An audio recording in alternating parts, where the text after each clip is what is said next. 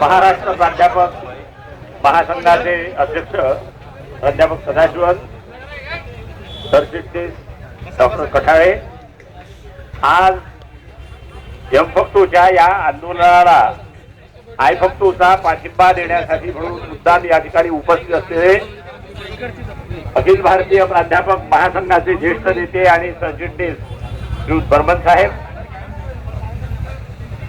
श्री ठेकेदारजी, कार्यकारी मंडळाचे सर्व सदस्य आणि महाराष्ट्रातून या ठिकाणी या आंदोलनासाठी आलेल्या सर्व सहकारी बंधू भगिनींनो, आज हे जे धरणे आंदोलन आहे, महाराष्ट्रामधून एवढ्या मोठ्या संख्येमध्ये आपण या ठिकाणी आलेलो आहोत.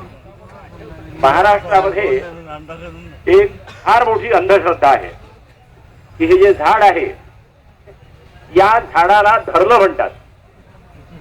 या झाडाला धरलं आणि मग त्याला मांत्री काढून चांगलं झोडपतात, उतरवा म्हणतात. या झाडाला धरलं आणि इथून निघ दुसरीकडे पहा मुक्काम. आता ह्या नेट सेटने किती लोकांना धरलं याचा जर विचार केला, नेट सेटने पहिल्यांदा बन्सल या नावाच्या एका व्यक्तीला धरलं. आता हे अंधश्रद्धेच्या आम्ही विरोधात आहोत,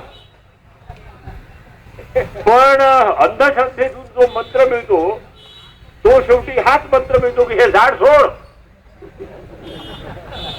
बन्सल नावाच्या व्यक्तीला सांगावं लागलं की तुमच्या अंगात घुसलंय. गोष्ट अतिशय साधी आहे मित्र.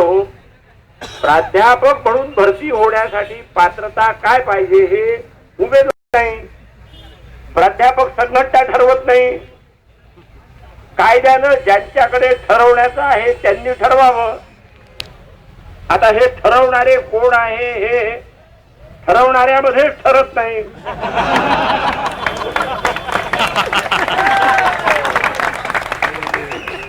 आणि किती वर्ष 15, 20 वर्ष ठरतच नाही.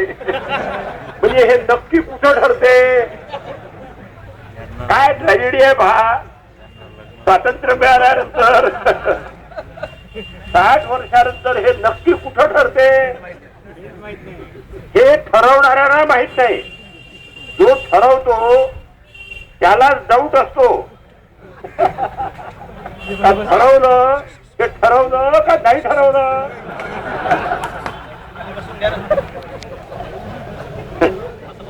महाराष्ट्रात तुम्ही कायदा केला, त्या कायद्यात लिहिलाय का असं ठरेल. कायदा आहे ना, युनिव्हर्सिटीज ऍक्ट या नावाचा कायदा आहे.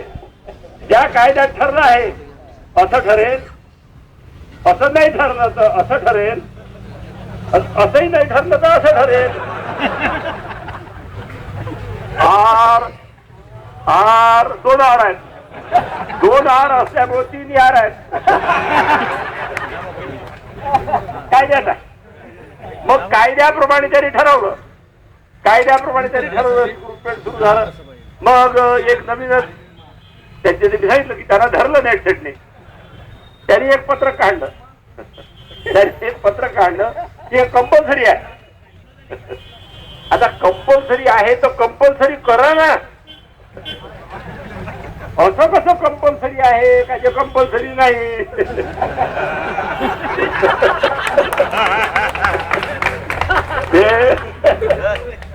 कंपल्सरी म्हणजे 91 पासून 99 पर्यंत ते कंपल्सरी होतं, पण कंपल्सरी नव्हतं.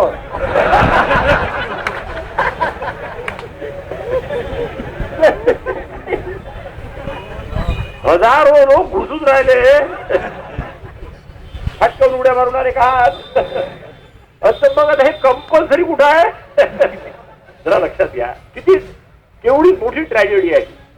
राज्यकर्त्यांची ट्रॅजेडी केवढी मोठी आहे याचा नुसता विचार केला तरी आपल्याला काय ठरवावं हे ठरत नाही.